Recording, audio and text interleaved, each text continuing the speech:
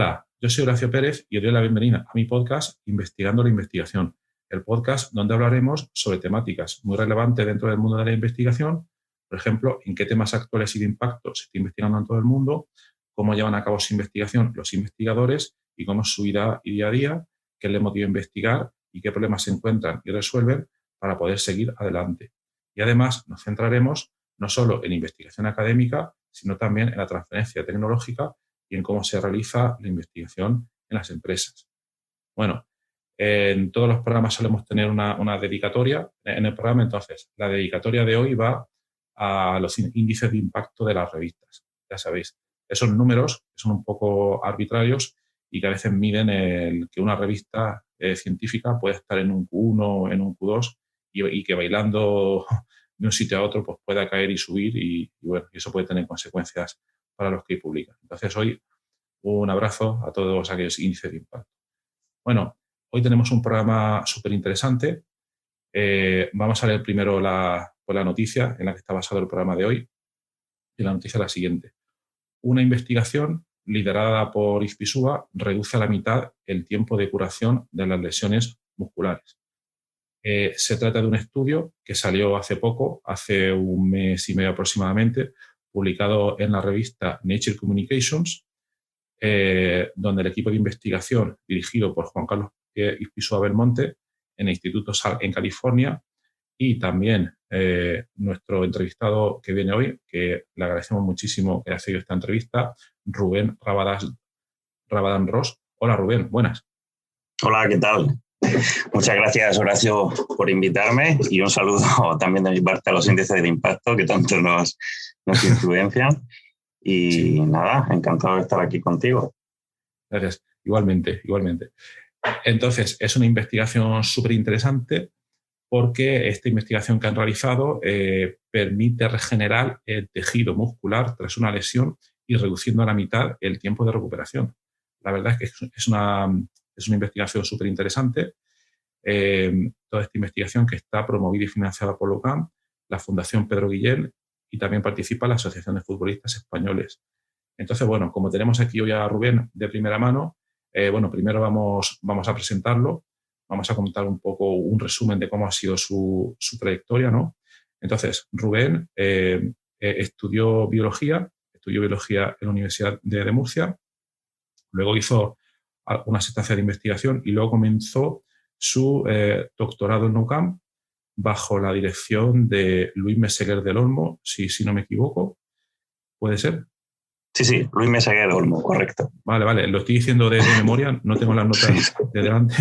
¿Vale? Sí, no te preocupes. ¿Sí?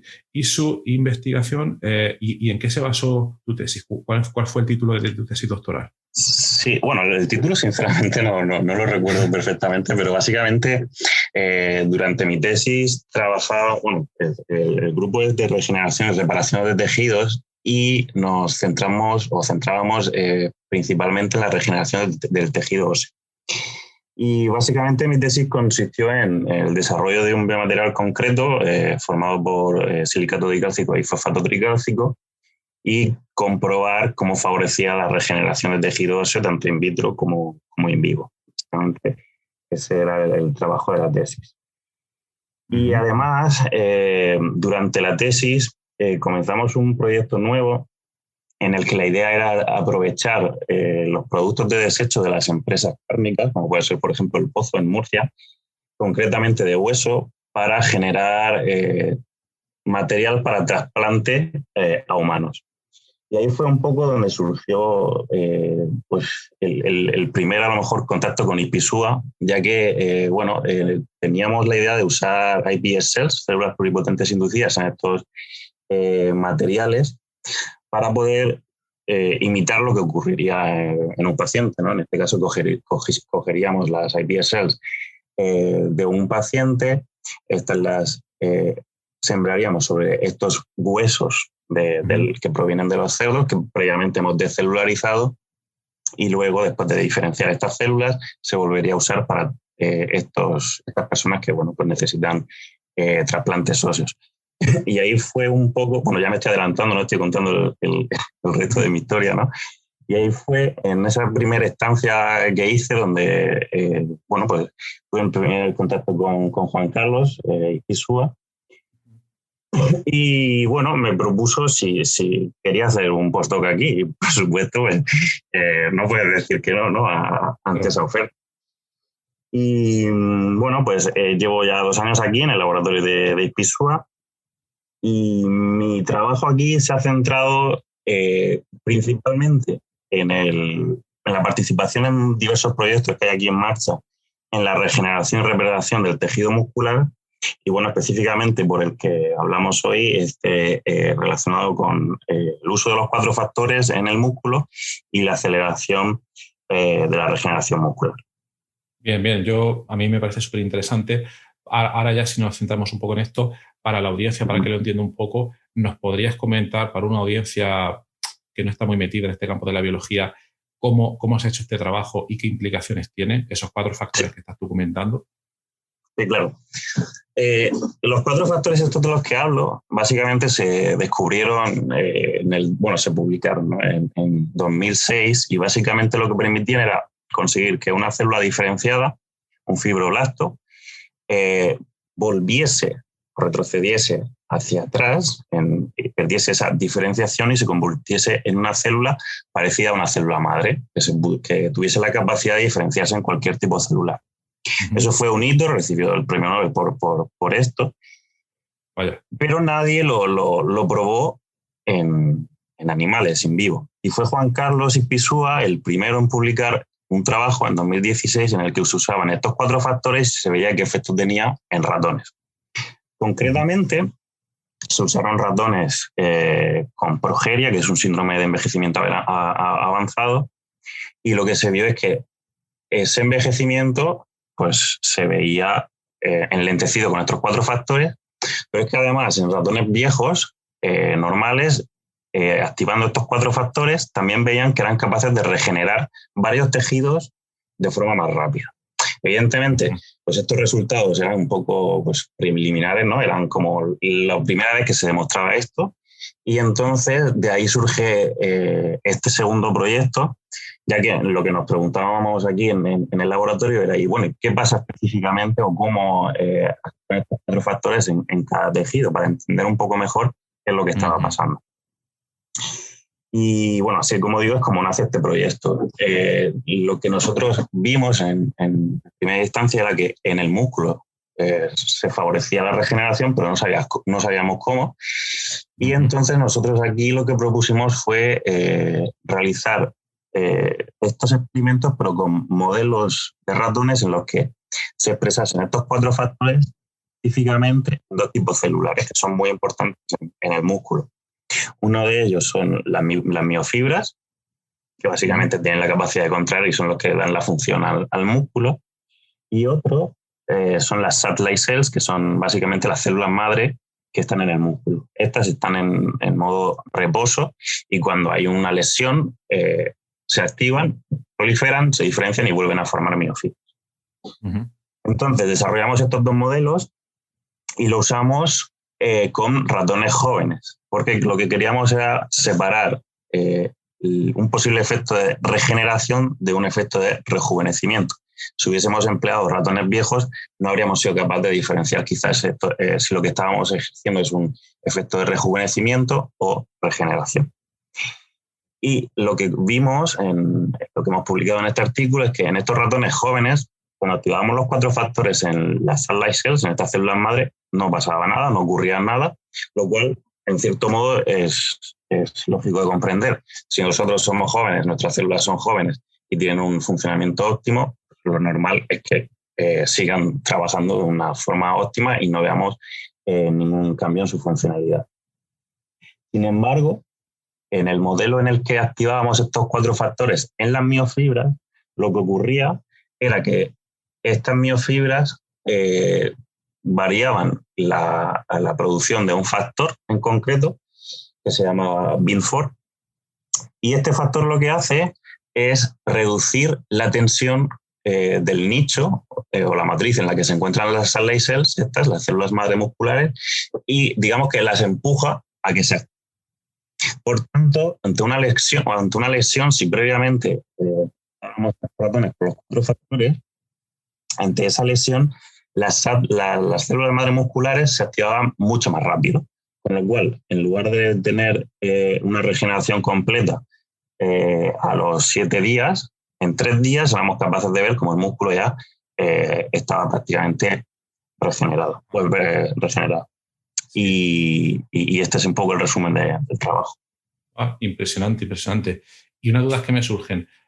Imagino que contrastáis que el efecto de recuperación, cuando comparáis una recuperación en 7 días con esta que conseguís vosotros en 3 días y medio, se llega al mismo estado de salud del tejido. Sí, no, lo que hacemos básicamente, bueno, son de varios experimentos, ¿no? Pero digamos que tenemos un ratón al que no se le hace la lesión, a dos tipos de ratones a los que se le hace la lesión, unos son tratados y otros no son tratados. Y al final lo que se compara es con esos que no han sido lesionados. Entonces, por ejemplo, en este experimento que decía de la regeneración, lo que vimos es los ratones que no han sido tratados, por ejemplo, se mide la fuerza que tienen, que se hace, bueno, hay varios sistemas, ¿no? Pero en este caso lo que hicimos es ver la fuerza que tienen cuando a los ratones los pones como sobre una especie como de parrilla, entonces ellos se agarran y evidentemente intentan que tú no los sueltes. Claro. Cuando medíamos la fuerza de los ratones que habían sido tratados con los 4 factores y lesionados, a los 6 días la fuerza era la misma que esos ratones sin lesión. Sin embargo, los ratones que no habían sido tratados con 4 factores y habían sido lesionados tenían la mitad de fuerza que estos ratones control. Vale. Y entonces, este estudio, lo has comentado tú, es, claro, aquí se ha hecho una prueba en ratones. ¿Cuándo crees, o no sé si puedo preguntar si se está ya estudiando, considerando el siguiente paso obvio, que sería a humanos? Bueno, en nuestro caso, realmente para lo que usábamos este tratamiento era para entender cómo actuaban los 4 factores. Porque, como he dicho, previamente habíamos trabajado con los 4 factores de forma sistémica en los ratones y lo que queríamos era comprender un poco mejor qué ocurre en cada tejido. Para ver si, bueno, pues como tú dices, en el futuro se puede emplear esto para tratar lesiones en los distintos tejidos o tanto a posteriori como para prevenir ante una posible lesión. En este caso, evidentemente no hemos avanzado a humanos, pero bueno, la idea un poco es este factor que he dicho específicamente, que es activado por los 4 factores, usar algunas herramientas que tenemos aquí en el laboratorio, como son las herramientas basadas en CRISPR-Cas, y combinarlas con otros tratamientos que se conocen, que están siendo publicados ahora mismo, para favorecer esa regeneración muscular. O sea que es algo que se puede hacer, pero que realmente todavía no estamos haciendo. Aparte de que realmente eso lleva muchísimo tiempo. Yo creo que ahora quizás la gente está un poco más familiarizada con los ensayos clínicos, ¿no? Porque con el coronavirus yo creo que todo el mundo se ha hecho experto, ¿no? en ciencia, en las fases clínicas, pero la realidad es que lo que hemos visto con el coronavirus, que en un año se han completado todas las fases clínicas, eso es pues impensable para cualquier otro tratamiento. Entre otras cosas porque yo no sé la cantidad de dinero que se ha invertido en esto, pero estamos hablando de que a nivel global se han invertido millones, billones de dólares. Una vez vi la cifra, pero no la recuerdo muy bien, pero vaya, era una barbaridad. Sí, sí. Y si obviamos el coronavirus y nos vamos a cualquier otro tratamiento, pues estamos hablando de que quizás 6, 7, 8 años puede tardar un tratamiento en llegar a la clínica. Claro, sí, es un camino bastante largo y tortuoso. Y una curiosidad, ¿este trabajo ha llegado a Nature Communications? ¿Cómo ha sido el camino para que la gente lo sepa? ¿Esto fue enviar el paper y como los resultados eran tan potentes y novedosos, el artículo aceptado a la primera, si se puede preguntar? ¿O siempre en estas revistas son muy duras y tienes que estar varias rondas de revisión hasta que el artículo es aceptado para que lo vea la gente? Sí, a ver, mi experiencia previa era más un poco como lo que tú decías, ¿no? Normalmente cuando estás en un grupo más humilde, ¿no? Envías, evidentemente, los trabajos que puedes hacer, tienes un presupuesto, pues son más sencillos, más. Y normalmente los revisores, siempre y cuando el artículo pues más o menos esté bien confeccionado y demás, no piden grandes cambios, ¿no? Y es relativamente pues, rápido. Sin embargo, ya no solo en este trabajo, sino en general en cualquier trabajo que se envía a este tipo de revistas, no solamente lleva ya mucho trabajo previo, sino que después de enviarlo por primera vez, lo que te espera es mucho más trabajo. Una frase que suele decir Juan Carlos es que el trabajo el proyecto empieza cuando envías el artículo. O sea, que realmente yo creo que lo enviamos, también es cierto que estaba el coronavirus de por medio, pero desde que lo enviamos hasta que finalmente se aceptó, aunque los comentarios fueron muy buenos y básicamente era simplemente añadir más experimentos que explicasen un poco mejor lo que estaba sucediendo, ¿no? Realmente pasó un año. O sea que Un año. Vale. no es rápido ni mucho menos. Y ya te digo, los demás trabajos que están haciendo mis compañeros y que se envían a este tipo de revistas suelen llevar bastante trabajo. O sea, los revisores son duros y piden muchos experimentos para Claro. básicamente afianzar o demostrar un poco mejor lo que tú estás tratando de publicar. Claro. Madre mía. Sí, es impresionante. Aquí, claro, luego está el tema, a ver, a mí lo que me parece interesante es realmente lo primero, la ciencia que se hace, ¿no? Esto que estáis haciendo, todas estas líneas de investigación. Y luego, claro, después de tanto esfuerzo, pues 1 año, 2 años, el tiempo que lleve, sale una publicación de impacto muy alto ahí publicada, ¿no? El problema que yo veo, y es porque el sistema funciona así, particularmente en España, es que luego, por ejemplo, si te quieres presentar a una plaza, una convocatoria, un proyecto, lo que sea, luego siempre te miden al peso y te dice usted tiene una publicación maravillosa en Nature Science, pero solo tiene una o 5 o pocas. Y luego siempre... Entonces, lo que yo veo en estas cosas, vamos a ver, este tipo de investigaciones es que requieren su tiempo, sus equipos multidisciplinares, esfuerzos por muchos lados, pero es que luego no son valoradas, en mi opinión, pues de manera justa, al tener en cuenta, como comentamos al principio, medio de cachondeo, los índices de impacto, que ha salido hace poco la nueva versión del año 2020, es un mundo complicado. Entonces, a lo mejor un postdoc está en un grupo muy potente y a lo mejor después de 2 años o 3 años saca una sola publicación, que puede ser de un impacto súper elevado, como puede ser un Nature on Science. ¿Cómo lo ves tú esto? Pues, mira, yo creo que, mira, en mi caso, en nuestro laboratorio tengo compañeros chinos, japoneses, alemanes, indios, ¿qué más? Italianos, colombianos, mexicanos, o sea, de un montón de países, ¿vale? Sí.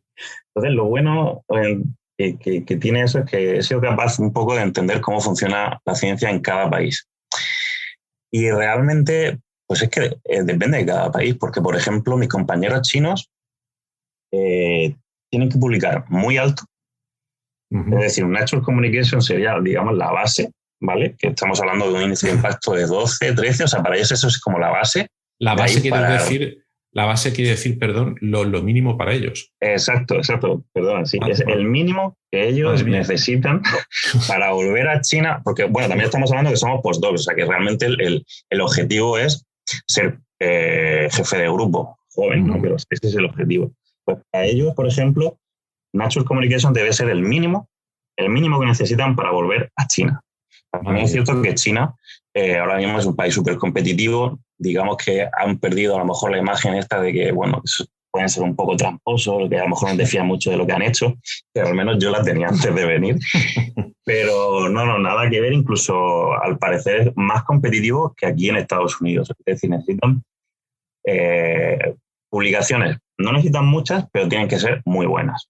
Así. Sin embargo, en España, por alguna razón, es como tú dices, cuantas más, mejor. Es decir, tú te presentas a una convocatoria de una beca, una Juan de la Cierva, una Ramón y Cajal y demás, y parece que independientemente de si son mejores o peores, bueno, siempre cuando entran con un Q1, Q2, ¿no? Pero que parece que cuenta más la cantidad que el hecho de que hayas publicado artículos de calidad, siguiendo a lo mejor una línea de trabajo en tu currículum y no sé, pues a mí particularmente me parece que eso es un arma de doble filo porque al final caemos un poco en el ciclo, ¿no? Vicioso de que al final lo único trabajamos ya no por publicar trabajos de calidad, sino simplemente publicar trabajos cuanto más mejor, porque al final eso es lo que nos va a permitir seguir publicando, seguir consiguiendo proyectos y demás. Entonces, no sé cuál es tu experiencia, porque evidentemente tú eres investigador principal y lo habrás sufrido más que yo, pero sí, yo veo un poco eso, no sé, totalmente. No sé si me gusta, la verdad, pero bueno. Claro, es que es el tema. A ver, el problema, tal como yo lo veo, es justo por lo que acabas de comentar tú, ¿no? Lo de China, yo no me imaginaba que fuera tan competitivo como estás comentando. Sí. Imagino que también, como dice el chiste, porque son muchos, y si son muchos, habrán muchos más que sean buenos, y entonces hay más competitividad, ¿no? Y por otra parte, me da la impresión de que el país, también como has dicho, está empezando a despertar un poco y hay mucha competitividad. Pero bueno, pero es que en estas cosas, claro, yo aquí lo que veo que ya hay convocatorias en España, ya lo has comentado tú, donde ya es que, no sé, hay una competitividad súper feroz, cantidad, calidad, gente que hace 20 años conseguía una de estas becas que tú has comentado, ahora son jefes de grupo, y la gente que se presenta a conseguirlas tienen un currículum mucho más alto que estas personas que las consiguieron hace 20 años, ¿no? Es impresionante, es una competitividad absoluta. Pero bueno, es la situación que hay. Yo creo que por lo menos tener publicaciones de este tipo es ventajoso al fin y al cabo. Y bueno, la situación me gustaría que fuera de otra manera, pero por desgracia es la que es, ¿no? Y bueno, sí. y aparte de todas estas cosas, ¿cómo te sientes tú a nivel allí a nivel de investigación, disfrutando la investigación que haces? Porque al estar en un grupo puntero con gente de otros países, muchas experiencias que te estarán aportando, ¿cómo lo llevas tú eso? Yo estoy encantado, entre otras cosas porque, bueno, evidentemente estoy en un grupo puntero, estoy en un centro puntero, y luego además estoy rodeado de muchísima gente, entonces es como súper estimulante, ¿no? Porque hablas con uno un día y te cuenta una idea, un súper proyecto, te enseñan los resultados, al otro día otro te está enseñando otra cosa, y es como que sientes que aquí la investigación está, no sé cómo explicarlo, ¿no? Pero como si tú te imaginases un fuego, ¿no? Es que no sé cómo explicarlo, pero como que la investigación está muy a tope. Pero ya te digo, no solamente en este grupo o incluso en este centro, porque conozco muchísimos españoles que trabajan por la zona de San Diego, y eso te das cuenta que hay muchísimo trabajo aquí y que es que no, la ciencia es como no para. Y luego además hay una cosa que yo creo que también tiene cierta influencia en Estados Unidos, y es que la burocracia es mucho más rápida. Digamos que aquí tienes una idea y la haces. O sea, por lo menos mi experiencia en España es, tienes una idea, pides el proyecto, te tiras varios meses hasta que lo consigues, y al final cuando empiezas a trabajar en esa idea ya prácticamente es vieja, eso está obsoleta. Sin embargo, aquí, por la experiencia que tengo, conseguir becas, cómo comienzan los proyectos y demás, es como que es todo mucho más rápido, menos laborioso. Sí. Pero independientemente de la cantidad de dinero que sea, porque también en España tengo algo de experiencia ahora mismo en un proyecto que estamos gestando que es de bastante dinero, pero es eso, es como que la burocracia es más lenta, más trabas, más preguntas. Aquí tú simplemente tienes bueno, a ver, no es así, ¿no? Pero tú, una idea buena, hay alguien que cree en ella y dice, toma, 1 millón de euros, tírale, a ver qué sale de ahí. No sé, pero yo creo que es un poco también la mentalidad del americano, de decir, creo en algo y voy a por ello y lo consigo, no sé. Sí, ¿no? Entonces, lo que quiere decir básicamente que aquí en España somos muy, muy lentos, ¿no? Que los periodos, que aunque se intenta justificar, los periodos burocráticos, todos los trámites, una convocatoria en España, desde que la echas hasta que se resuelve, puede pasar un año perfectamente. Sí, y luego, incluso, bueno, yo hablo desde mi experiencia, ¿no? Las becas estas Juan de la Cierva, Juan Incorporación, bla, bla, bla. Metes en los foros, o bueno, tú las pides y tal, y ves que no hay además un planning claro de se abre la convocatoria en esta fecha, se cierra en esta fecha, las resoluciones en tal fecha. No, ahora mismo a lo mejor no lo sé muy bien, ¿no? Pero imagínate, la gente está esperando, es verano, no sabe si va a salir, en verano la gente toma vacaciones, tal, no sé qué. Y es como una incertidumbre que no sé, es bastante, bueno. Allí se respetan esos tiempos. Sí.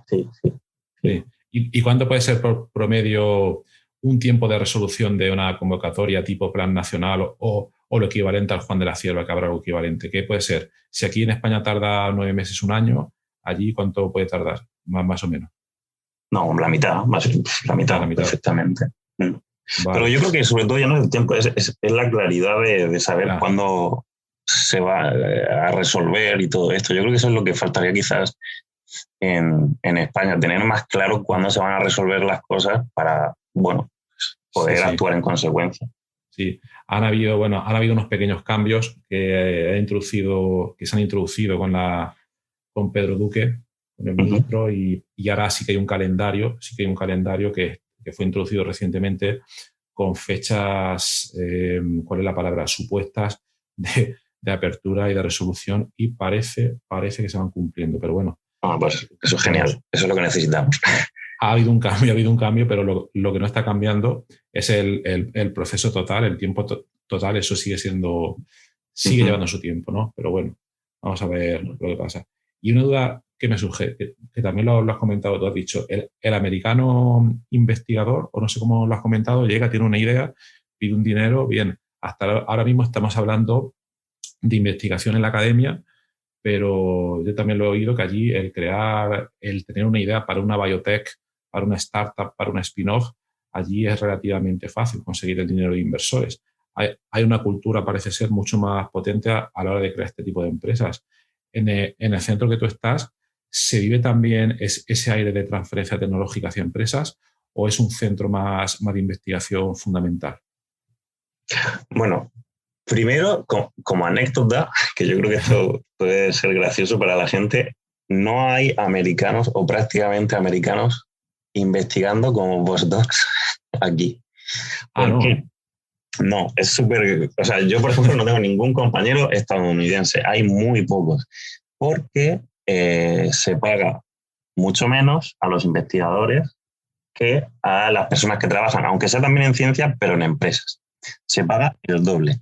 Entonces, los americanos, evidentemente, pues viven aquí y tienen pues, la experiencia ya de todo esto, el sueldo, saben que el salario que necesitan, ¿no? Para vivir bien y demás. Y los americanos suelen normalmente decidirse por pasar a la empresa. Pero bueno, eso es solo como anécdota, que a mí me pareció curioso. Vaya. Y eso, el tema de la transferencia, particularmente, por ejemplo, en este centro, depende del grupo de investigación.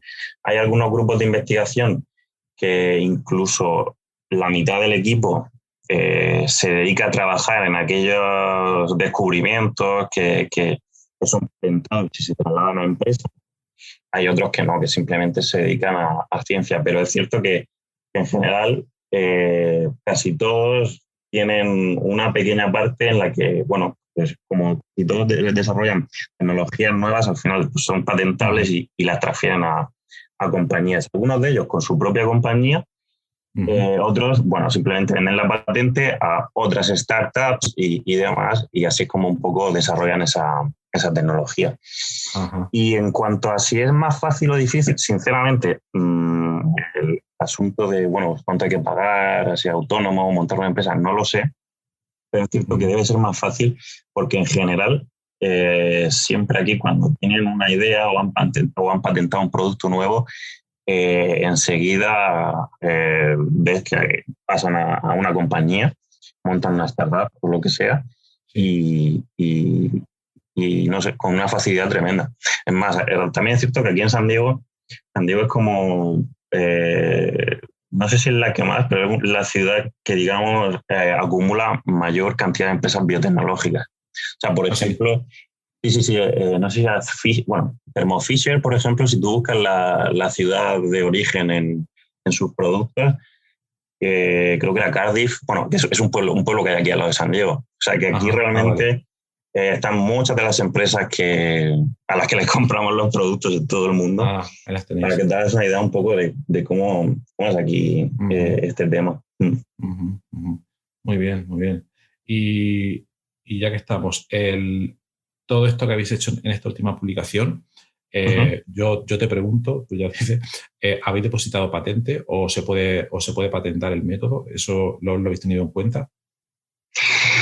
Lo de los 4 factores no se puede patentar porque realmente es algo que ya ha salido. Pero la aplicación en este contexto... Lo que se podría patentar no se ha patentado, y supongo que están trabajando en ello, pero no puedo decir mucho más. Sería lo que te he comentado antes de usar herramientas, por ejemplo, de CRISPR-Cas para usar el target que está descubierto en el artículo como una diana. Y, por ejemplo, aquí en el laboratorio hay una patente de una herramienta basada en CRISPR-Cas que lo que permite es aumentar la expresión de un gen. Entonces, por ejemplo, podrían usar esa herramienta para tratar este gen y otros, como he dicho antes, y al final patentar algún sistema que favoreciese la regeneración muscular. Pero hasta ahí puedo llegar. Sí, por supuesto. Por supuesto, suena interesante. Vale. Muy bien. Y también, bueno, has estado comentando lo de Juan de la Cierva y todas estas cosas. Si te puedo preguntar, ¿cuáles son ahí tus perspectivas de futuro? ¿Estás a gusto? Ya lo has comentado. ¿Tienes plan de estar allí más tiempo o te piensas volver a España? ¿Qué creo que piensas hacer? Pues, bueno, al final todo esto también depende un poco de cada persona. Yo en mi caso estoy encantado. Debo decir que estoy súper contento porque a nivel profesional, a nivel laboratorio, es una estimulación impresionante. O sea, yo creo que no ha habido día que me haya aburrido en estos 2 años. Claro. Y luego, además, la ciudad, vivimos en la playa. Es como, no sé. O sea, yo creo que mi uniforme, básicamente, bueno, evidentemente para venir al laboratorio no, pero mi uniforme diario es un pantalón corto y una camiseta. Y en invierno, una sudadera. O sea, que para que te hagas una idea un poco no sé, de la vida que se suele llevar aquí. El problema es que a nivel personal acabamos de tener mi pareja, mi mujer y yo, un bebé, y la verdad es que al final pues te gustaría compartir esto con tu familia. Y además mi mujer es enfermera y para trabajar aquí es bastante complicado, tienes que convalidar el título, hacer muchos exámenes y lleva bastante tiempo. Y bueno, como he dicho antes, el salario de un postdoc, incluso en Estados Unidos, no es muy alto. Entonces, bueno, todo esto al final dificulta un poco. Es cierto que me planteé quedarme porque me ofrecieron la posibilidad de quedarme más tiempo. Claro, aquí quedarte más tiempo, como has dicho antes, aquí un trabajo de estos grandes son de 3 a 5 años. Quedarme más tiempo es quedarme 5 años más. Claro. Pero por otro lado surgió una idea muy chula, una posibilidad, bueno, supongo que tú la conoces, que es que en la UCAM están haciendo una incubadora de alta tecnología, creo que se llama, no me acuerdo muy bien. Sí. Pero vaya, un laboratorio con mucha maquinaria nueva y demás, laboratorios nuevos, y la idea es trasladar todas las técnicas que aprendiendo durante estos años, colaboraciones, compañeros con los que están trabajando, trasladarlos allí y tratar de realizar proyectos de alto índice de impacto, colaborando con Juan Carlos Ispizúa y tratar de realizarlos allí. Claro. Entonces, la verdad que esa idea también es súper motivadora, súper retadora y bueno, pues eso es lo que voy a hacer. A final de año, en octubre, me traslado, vuelvo a Murcia y empezamos esto. Muy bien, genial, genial. Pinta bastante bien, pinta bastante bien. A seguir desarrollándolo aquí en Murcia en local. Muy Ujú. bien, muy bien. Y me acabo de acordar de una pregunta técnica que me ha surgido antes. Sí. Bueno, yo soy químico Ujú. computacional, entonces la biología pues a veces pues me cuesta un poco. La técnica CRISPR-Cas, que ahí utilizáis mucho, por hasta donde yo entiendo, Ujú. ¿cómo ves la evolución en los próximos años? ¿Piensas que va a salir algo en la misma línea que sea más eficiente o novedoso, o que por el contrario lo que se van a centrar es en encontrar nuevas aplicaciones que a día de hoy pues no se tienen? Porque yo, por ejemplo, mira, hasta lo poco que yo entiendo aquí, por ejemplo, enfermedades monogénicas. Entonces, las enfermedades monogénicas, dependiendo de ciertos factores, a veces pueden ser fáciles o difíciles de curar, porque solo hay un gen que hay Ujú. que modificar. Las Sí. enfermedades multigénicas son mucho más complicadas, pero hasta ahí llego, no entiendo más. Entonces, ¿el Sí. CRISPR a día de hoy es capaz de solucionar esas cosas o todavía estamos ahí un poco... Pues lo bueno, lo interesante del CRISPR es que hay muchísima gente trabajando en él y todos los años aparecen publicaciones nuevas, mejorando la técnica, mejorando los targets. Entonces, eh, realmente yo creo que sí que va a ser una herramienta muy útil y si no me equivoco ya incluso se está trasladando a la clínica. Ah, Si no me equivoco, no estoy muy seguro, pero creo que sí. Y lo que comentas, por ejemplo, bueno, puede ser a lo mejor, evidentemente, para enfermedades monogénicas en las que o sea, una mutación puntual, pues siempre va a ser más sencillo, pero es cierto que al final se puede modificar el CRISPR, puedes utilizar, en lugar de a lo mejor un sistema de liberación, usar varios y al final atacar las distintas mutaciones que puedan mm, ser la causa de una enfermedad. ujú, Yo creo que el problema quizás más importante cuando hablamos de enfermedades en las que una mutación es la causante de una enfermedad, ya no es quizás solamente si está causada por una o varias mutaciones, sino cómo de conservada está esa mutación en la enfermedad. Y con esto me refiero a ujú. todos los pacientes tienen la enfermedad causada por una mutación puntual reconocida o cada paciente Ya. tiene la mutación en un punto diferente, aunque al final el resultado sea el mismo. Entonces, eso sí que va a ser, o sea, eso sí que puede ser mucho más determinante a la hora de poder usar el sistema CRISPR para llevarlo finalmente a la clínica.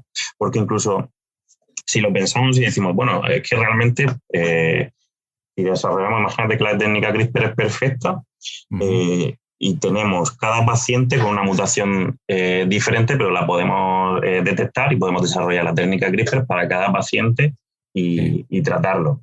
Claro, el problema ahora es el económico. Es claro. mucho más Vale. sencillo cuando tú tienes un tratamiento y lo puedes aplicar a 1.000 personas que si tienes que desarrollar un tratamiento de forma Ujú. dedicada y exclusiva a una persona. Al final, las farmacéuticas lo que quieren entiendo que es el máximo beneficio Claro. y entonces en ese caso la utilidad quizás pues se ve mucho más reducida.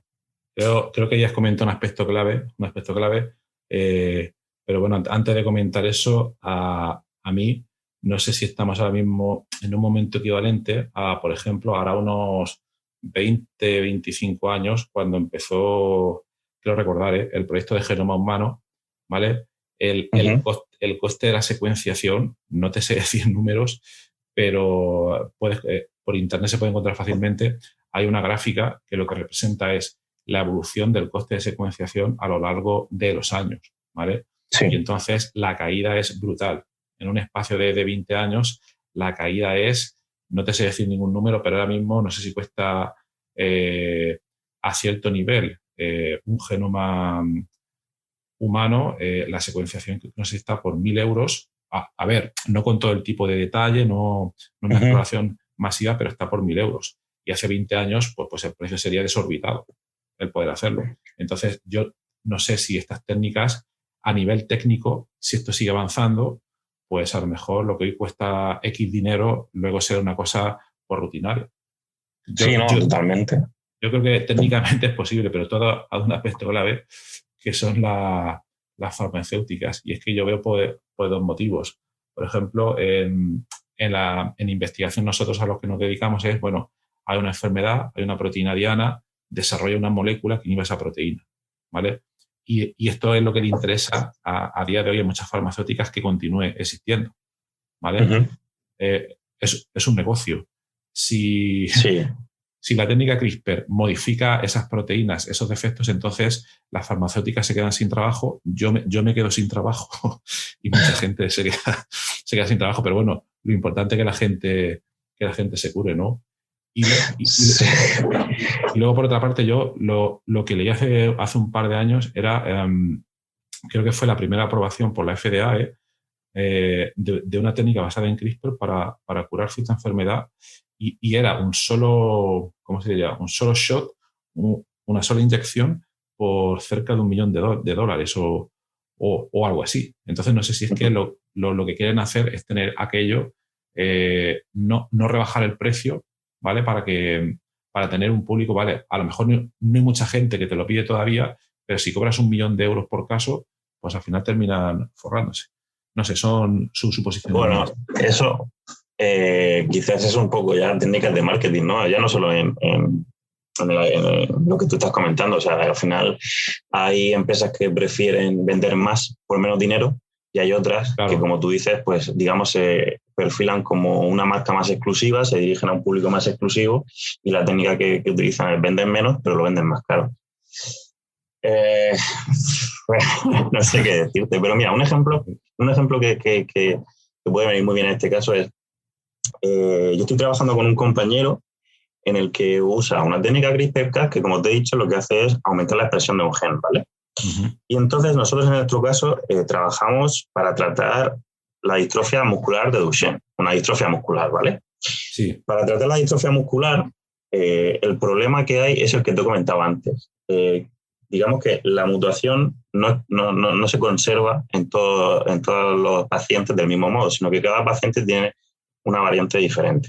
Uh-huh. En ese caso, aunque se ha demostrado, ¿no?, que la técnica CRISPR-Cas, distintas digamos, aplicaciones o distintos enfoques usando CRISPR-Cas se puede, digamos, curar o tratar una mutación puntual. El problema es que luego, si lo trasladas a la clínica, tienes que hacer, digamos, un screening personal de cada individuo para ver qué técnica o qué CRISPR-Cas tienes que usar con este paciente. Sin embargo, nosotros, por ejemplo, lo que hemos hecho es, en lugar de, digamos, solucionar el fallo que hay en la proteína que no funciona, lo que hacemos es aumentar la expresión de otra proteína que es muy similar y que tiene la misma función, y no solamente esa proteína, sino otras proteínas que también tienen cierta función importante en el músculo. Y lo que hemos visto es que, usando este enfoque diferente, en el que no tratamos la mutación, sino que aumentamos la expresión de otras proteínas que pueden tener cierta importancia en mantener la estructura del músculo, pues tenemos también un resultado muy similar a si estuviésemos usando la otra técnica. Vale, y yo, si voy a una farmacéutica y le digo, mira, tengo esto, pues supongo que van a decir, leche, pues esto va dándonos $1 millón, pues podemos usarlo y tener un beneficio mayor que el otro caso. Bueno, pues ya, sí. Pues, no sé, o sea, yo en farmacéutica no tengo experiencia, entonces, pero bueno, es lo que yo pienso. Pero sí, además, yo creo que habréis ahí un debate muy chulo, que es cada vez, bueno, o sea, técnicas nuevas, tratamientos nuevos, pero evidentemente son muy caros y no todo el público tiene acceso a lo mejor a ese tratamiento. A lo mejor en España somos súper felices porque tenemos sanidad pública, pero yo que he vivido el otro lado, ¿no?, de la sanidad privada, pues hombre, depende del seguro médico que tengas, vas a poder hacer a unos tratamientos u otros. Ahí ya se abre un debate moral. ¿Es justo o no es justo? Pero sí. Bueno, eso ya da para otro podcast. Pero eso da para otro podcast con muchos capítulos. Sí, totalmente. Madre mía. A mí eso, lo que me parece interesante, todas estas cosas tan potentes que estáis haciendo y toda esta cuna de empresas biotech y pharma que tenéis allí en San Diego, allí en California, que no sé si tendrá un nombre aquello, quiero decir, está el Silicon Valley, que es tal, pero eso no sé si tiene un nombre, el CRISPR Valley, no sé, No, pero vamos, hay un no, montón no. de oportunidades, súper interesante. Aquí la verdad es que, por ejemplo, para investigar, como postdoc, por ejemplo, no tienes ningún problema. O sea, si consigues el visado y tal, que tú te vienes aquí, imagina que por alguna razón en el laboratorio en el que has entrado, pues, no sé, no te gusta o no era lo que esperabas y demás. O sea, es súper sencillo encontrar otro trabajo como investigador postdoctoral, por ejemplo. O sea, en ese así. aspecto la verdad que es maravilloso. Eso es mm, muy bueno. Y te plantearías entonces, imagínate, yo qué sé, que por azar te enteras dentro de un par de días que tal empresa farma, tal empresa biotech requiere a alguien con tu perfil y que te van a pagar, no sé, una gran cantidad de dinero importante. ¿Qué harías? ¿Seguirías allí, volverías o es una pregunta compleja? Imagino que es una pregunta compleja. Pues es bastante compleja. Claro. Al final, no sé, tienes que hacer balance, ¿no? De los pros y los contras. Pues hombre, depende del dinero, del dinero que Claro. den, la verdad. Hombre, o sea, para que te hagas una idea, más o menos un científico que tiene experiencia ya como postdoc, aquí puede ganar entre 100 $120,000 al año, ¿vale? Pero claro, eso a lo mejor neto, pues se te puede quedar unos $7,000 al año, pero por ejemplo alquilar una casa, para que te hagas una idea del nivel de vida aquí, una casa de una habitación, es decir, un apartamento, está ahora mismo en unos $1,800, ¿vale? Madre mía. Así. Y si tienes un niño, lo que lleva a la guardería, la más económica, es decir, una guardería en una casa, o sea, una señora que quiera cuidar a varios niños, son Sí. $1,000. O sea, lo normal son unos 1.500. Entonces, al final va sumando, y dices, uff, Madre ¿qué mía. prefiero? Esto. No sé, por eso ya te digo que depende mucho de tu situación personal, Claro. la verdad. A lo mejor Impresionante. allí en Murcia o en España, pues a lo mejor el sueldo de un investigador pues, es mucho más bajo, Claro. pero el coste de la vida también es menor. Entonces, bueno, no Claro. sé, tienes que hacer cálculos y ver un poco qué puedes hacer. Lo que sí que es No. cierto es que lo que te he dicho antes, o sea, yo tengo aquí la sensación, que no sé si es real o no, pero es como que el techo en investigación está mucho más alto. El techo, pero Como, en cuanto a calidad de los resultados que se consiguen o a nivel de disponibilidad de recursos. no, me refiero al techo en cuanto a dónde puedes llegar, en el sentido de que a lo mejor, no sé, yo en España, yo en una carrera investigadora, ¿no? En el nivel profesional, quieres Exacto, decir. exacto. Bueno, Ah, en los otros niveles también, pero yo en este caso estoy hablando a nivel profesional, que es lo ya, que a lo mejor te puede hacer decidirte por quedarte, irte o tal. Si yo pienso a lo claro. mejor en España, pues la carrera investigadora normal es pues, hacer el doctorado, postdoc y luego, pues con suerte, con mucha suerte, eres investigador principal y bueno, pues más o menos ahí está, ¿no? Ahí te quedas. Ujú. Pero aquí, pues, además de poder seguir esa carrera, ya no es solo que llegues a lo mejor a investigador principal, sino que además, dependiendo de dónde estés, puedes ganar más, menos, tienes opciones luego de montar en España también, ¿no? Pero Sí. aquí hay mucha más facilidad de montar esas empresas, ¿no? Que no tienes exclusividad en los contratos, a lo mejor no tanto, no sé. Ajá, O sea, yo creo que claro. aquí, en ese sentido, la proyección de tu carrera pues, puede ser mucho más amplia. Es otro mundo, desde luego.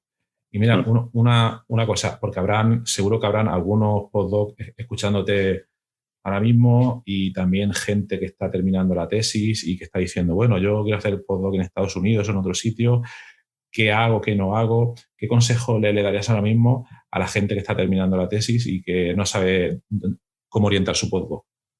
Bueno, yo creo que la clave es hacer una estancia. Exacto. Una de las claves, ¿no? O sea, el hacer Sí. una estancia en un grupo te va a permitir, en primer lugar, ver un poco cómo se trabaja en el extranjero. Y en segundo lugar, algo que te va a ayudar mucho es que si en ese grupo en el que estás le gustas, por ejemplo, al investigador principal que esté en este caso, hay muchas posibilidades de que él mismo te ofrezca ir a ese laboratorio. Y luego, además, pues a lo mejor, pues en este laboratorio a lo mejor no tienes suerte, pero puedes conocer otros laboratorios y como decía antes, pues vas a tener opciones de poder enviar tu currículum a estos laboratorios. Pues creo que hacer una estancia o varias es bastante positivo. En mi caso es lo que me ayudó. Claro. Y si no has tenido suerte de poder realizar estancias, porque a lo mejor tu grupo no tiene muchos contactos o por alguna razón personal no has podido, pero quieres ir al extranjero, pues básicamente enviar muchos currículos. Claro. En realidad, yo, por ejemplo, antes de venir eché el currículum a varios grupos que me parecían interesantes y aunque a lo mejor, no sé, mi currículum era sencillo, entre comillas, he tenido la oportunidad de hacer entrevistas. O sea que realmente, es como decía antes, hay muchos países en los que hay mucha más oferta de postdoc, entonces los postdocs son los que eligen el laboratorio y es mucho más fácil que conseguir un puesto de este tipo. Sí, a ver, yo creo totalmente de acuerdo. Hay que ser también, mi traducción de lo que estás comentando, un poco proactivo, ¿eh? Y como tú dices, pues echar currículum a un sitio, a otro. Lo ideal es eso como has comentado. Si durante una estancia doctoral puedes conocer el laboratorio y hay encaje, hay un fit ahí, pues genial. Pero si no, pues echar currículum y moverse y yo creo que no esperar a que la oferta perfecta pues le vaya a venir a uno mismo, ¿no? Sí, luego además hay algo que yo creo que hay que tener en cuenta, y es que realmente continuar en España tu carrera investigadora sin salir al extranjero, teniendo en cuenta pues, las becas, la competitividad que hay y demás, yo no voy a decir que es imposible, pero sí muy complicado. Totalmente. Entonces, asumiendo que vas a tener que hacer un postdoc en el extranjero, yo creo que lo mejor es desde el minuto uno donde tú entras a hacer la tesis doctoral, tener muy claro que vas a necesitar esto para que los pasos que vayas dando, pues más o menos estén orientados a esto. Porque si no, totalmente.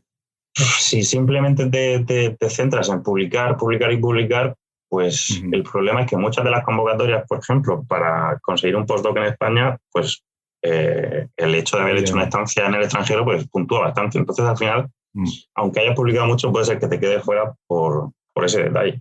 Sí, totalmente. El único, de hecho, creo haber leído hace poco que Juan de la Cierva es un 25% de la puntuación. El haber hecho las estancias, vamos, que obviamente promueve esa movilidad. Y también por lo que tú has dicho, lo ideal es, bueno, pues al comienzo de la tesis o a la mitad, si uno tiene claro que quiere seguir en esto, pues ya sabe que se tiene que mover o que es aconsejable pues buscar esas estancias. Yo el problema que veo con otra gente es que, claro, a veces hay gente que empieza la tesis y que no tiene tan claro que vaya a continuar en esto, o que a lo mejor sí que lo tiene un poco claro, pero que le da reparo el salir fuera, ¿no? Entonces tú por lo menos por lo que has comentado, desde el principio, tú sí que lo tenías claro, ¿no? No te creas, ¿eh? No te creas. A mí me encanta la ciencia. Siempre ha sido lo que yo quería hacer. Pero, por ejemplo, cuando yo iba a empezar la tesis, yo lo que no quería era hacer la tesis gratis, por decirlo de alguna forma, ¿no? Yo tengo muchos compañeros, muchísimos, que han empezado un doctorado sin ningún tipo de becas, sin ningún... claro. Sí. Entonces, claro, al final, si tú empiezas así, probablemente tu insatisfacción va a crecer si no recibes al final, al cabo de unos meses o un tiempo, una remuneración. Entonces, yo lo que no quería era empezar crispado, por decirlo de alguna forma.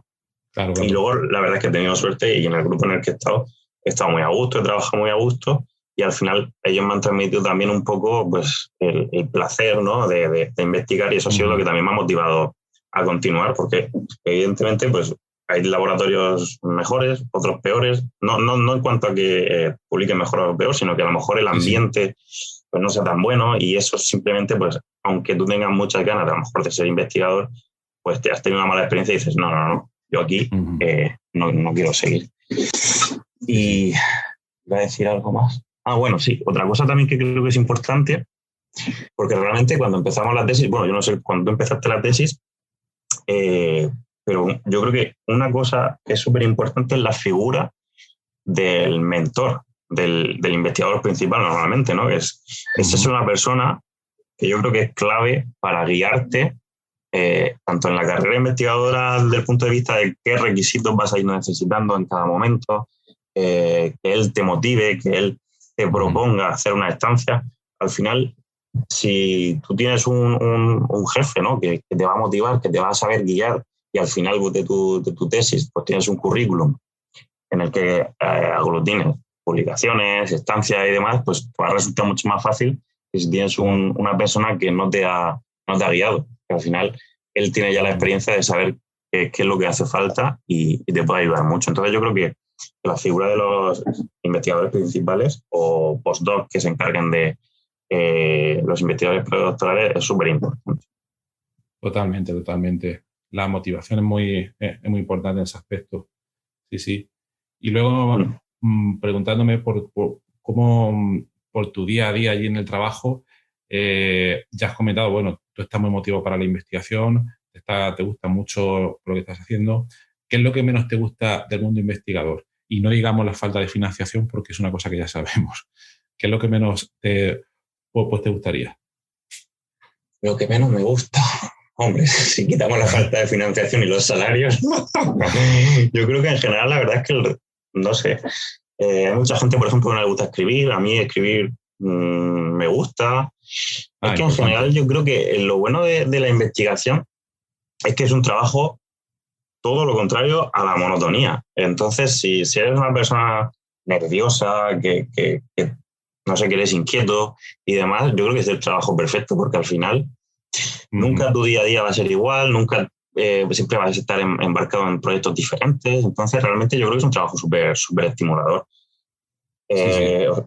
Entonces, ya te digo, o sea, por mi parte, a mí todo me agrada, salvo lo que te he dicho, ¿no? La inquietud, la inestabilidad, pues sí que es bastante desagradable, pero bueno, realmente pues hay muchísimas otras carreras en las que, por mucho que seas un alumno brillante, no te aseguran luego tener un futuro. Entonces, al final, bueno, pues esto es lo que hemos elegido y hay que luchar. Totalmente. Eso es luchar y seguir adelante. Muy bien, Rubén. Pues muchas gracias. Me gustaría preguntarte muchísimas más cosas, pero ya nos vamos un poco de tiempo. Entonces, ya para ir terminando, ahora llega el turno de hacer la pregunta que deja el invitado anterior. El invitado anterior fue Manolo Castellano, que también estuvo de postdoc en Estados Unidos. Y la pregunta que dejó, que te toca a ti, la pregunta sería: si cambiaras de empleo, ¿qué es para realizar ese cambio de empleo? Es decir, en el sentido de irse de la academia a la industria, ¿vale? ¿Qué es lo que piensas tú que te podría servir de todo lo que has hecho hasta ahora? Es decir, supongo que la pregunta se refiere no al conocimiento técnico de, no sé, la proteína implicada en el CRISPR-Cas9 o lo que sea, sino, imagino, como persona, formación, conocimientos no técnicos. Sí. Conozco la pregunta porque además yo a Manolo Castellano lo llevo siguiendo bastante tiempo. Genial. Porque como buen predoc, yo cuando estaba durante la tesis no sabía si realmente iba a poder conseguir un postdoc y demás, entonces yo ya me empecé a plantear un poco, si no conseguía esto, pues ¿qué iba a hacer con mi vida? Claro. Es que el punto importante de qué tiene en valor hacer un doctorado para conseguir un trabajo fuera de la academia depende mucho del país, porque como te he dicho ya, que la experiencia que tengo en Estados Unidos, hacer la tesis te abre muchos caminos. Puedes pasar a empresas de biotecnología, puedes pasar a empresas a lo mejor que están relacionadas con el sector farmacéutico en ensayos clínicos. Sin embargo, el problema de España es que cuando tú quieres hacer la transición a un sector no académico, realmente esas skills, ¿no?, esas habilidades que tú has adquirido durante la tesis, pues te las van a valorar, pero realmente no son las más importantes, sino que van a valorar más si tienes un máster dedicado a ese trabajo que quieres hacer. Entonces, sí que es cierto que hay otras figuras en las que yo, por ejemplo, estuve interesado, como pueden ser los ensayos clínicos, figuras en las que el trabajo que realizas a lo mejor es el de guiar a los médicos en cómo funciona un medicamento u otro. Sí que tienen en cuenta el campo en el que has trabajado, a lo mejor en la tesis, pero el problema, como te he dicho, en España es que al final te piden el máster. Entonces, Claro. Yo sinceramente, si durante tus estudios de grado, ahora iba a decir licenciatura, de grado, tienes dudas o incluso crees que te inclinas más hacia el sector no académico, francamente, no sé si recomendaría hacer una tesis doctoral, porque probablemente siguiendo otro camino puedas llegar al mismo destino en menos tiempo y con menos dolor de cabeza, la verdad. Totalmente. Muy bien. Pues muchas gracias por el consejo, que seguro que es súper útil para todos los que te están escuchando. Y la última pregunta sería, bueno, ¿qué pregunta dejarías para el próximo invitado y no sabes quién va a ser? Bueno, yo tampoco lo sé. ¿Qué pregunta tú le dejarías? Ok, vale, pues mi pregunta va a ser más abierta y es simplemente después, bueno, entiendo que vas a entrevistar a alguien relacionado con ciencia, pero después de estos años en los que has estado trabajando en este sector y demás, si pudieses cambiar algo de lo que has hecho, ¿qué es lo que cambiarías y por qué? Esa es mi pregunta. Muy bien. Pues nada. Estás apuntándolo. Anotada, lo estoy apuntando, sí. Muy bien, la dejamos ya anotada para el próximo invitado. Y nada, Rubén, pues mucho ánimo a seguir haciendo cosas potentes y a que salga todo por lo mejor posible. Ya nos vemos en Murcia dentro de poco, por lo que Nada, a ver si exactamente nos vemos en Murcia e incluso podemos colaborar, que tu trabajo es muy interesante y bioinformáticos necesitamos todos, o sea que muy bien. seguro que podemos hacer cosas juntos. Seguro, seguiremos hablando. Pues muy bien, Rubén, pues muchas gracias y nos vemos. Que tengas un buen día. Hasta luego. Gracias, chao. Bueno, gracias por estar ahí y escuchar mi podcast Investigando la Investigación. En las notas del episodio tienen los detalles y un formulario donde si quieres puedes opinar y también puedes sugerir el próximo entrevistado o tema, pues tu opinión me parece muy importante y pensamos que a nuestra audiencia también le puede interesar. Entonces, por último, si te ha gustado, te agradecería lo recomendases a tus amigos o conocidos o quien piensas que le pudiera interesar. Gracias, hasta luego.